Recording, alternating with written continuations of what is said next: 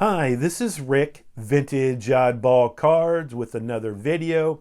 Hope everyone's doing well out there. Excited to show you a few cards I have. I added to my collection.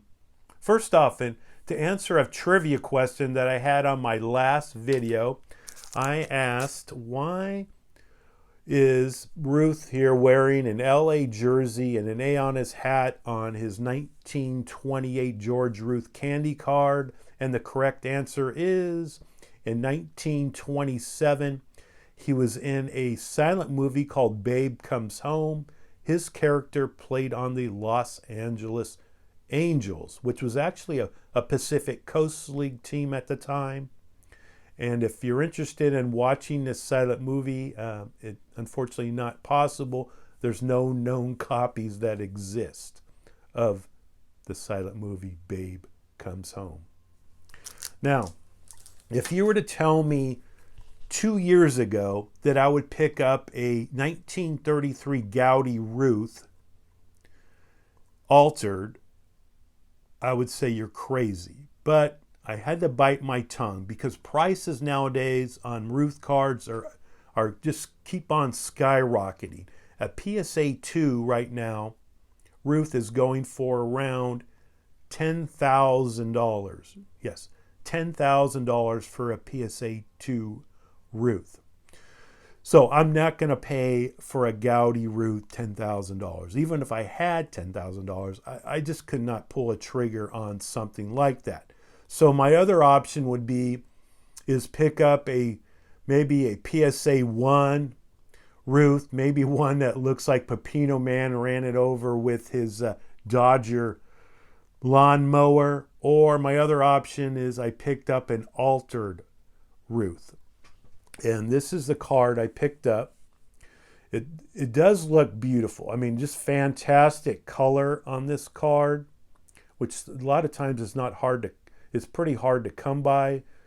The color looking like this, especially in lower grade. I would say this would probably grade, take out the crease that I'm going to show you, it would be like a 2.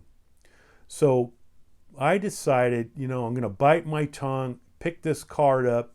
Now, what's altered about it, which really just kind of steams me that an iconic card like this would alter it, whether it's a card is recolored or trimmed or even to fix a crease. So somebody fixed a crease here, tried to fix a crease. They actually did a decent job of it, but I'm not, dang, man, it still pisses me off that someone would do this to a particular card.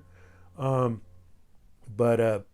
decided to bite my tongue, like I said, and pick this particular card up. And I guess my question to you is, it's all relative how much you want to spend, but would you buy an altered card if you really wanted the card, but there's no way you're ever going to own it unless it's it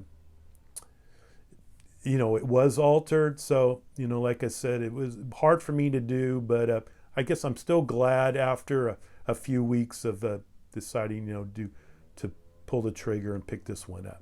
So 1933 Goudey Ruth. He has 4 total cards in this set. He has the yellow, which I already have, and which is graded. It's not altered. This red one, he has a green, and he has a double printed full body Ruth. So hopefully one day I can pick those up one way or the other and add them to my collection. Let's see. Also, I showed you this card in raw form. I picked this card up at the National, the past National here, from a person trying to sell a dealer some cards. And when the dealer wasn't interested, I kind of jumped on it. Got a really, really, really, really good deal on it. Got it graded, came back at 2. It's a W517 1931 strip card of of Lou Gehrig here. Now, it's a Wild West when it comes to how they grade these strip cards, SGC and PSA. I have plenty of them in my collection, and I sometimes can't, I have no idea how they determine a grade on these cards. Two things would be: one, is it real? And two, does it meet the size requirement? So that would be the two things to at least give it a grade. But after that, I was thinking this is a 4. It's off center, obviously, but there's no creases or anything. It looks great. Gave it a 2. I'm still happy, that it did get a at least a 2, but I was hoping for a higher grade, and I wish PSA SGC would come up with some kind of standard of how they grade these hand-cut cards. So glad to get this one slabbed in my collection. And I'm going to do a new little new segment here, a photo of the day.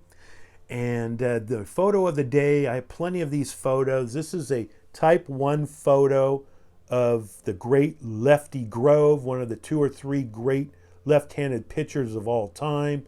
This is a 1928 type 1 photo. It was from the original negative, developed at the same time period as the picture was taken. There's stamping on here. It says Underwood and Underwood, which was a news photo agency back in 1928. The seller who I got this from originally thought it might be actually a Charles Conlon photo, but he's basically telling me to have to do some research to see if that's true or not. But because Charles Conlon did some photos for Underwood and Underwood. So 1928 Lefty Grove type 1 photo. Hey, so thanks again for watching. This is Rick, Vintage Oddball Cards. Bye.